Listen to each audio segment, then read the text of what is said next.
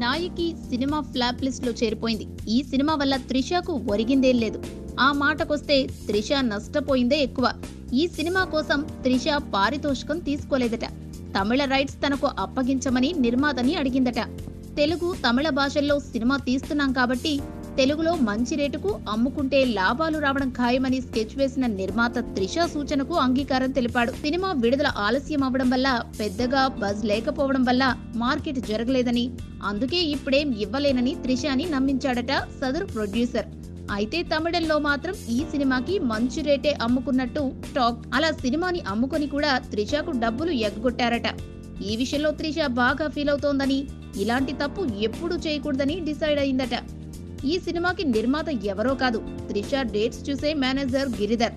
ఆయనపై నమ్మకం పెట్టుకుని ముందుకు వెళ్ళింది త్రిష. అయితే ఇప్పుడు ఆయనే ముంచేశాడు.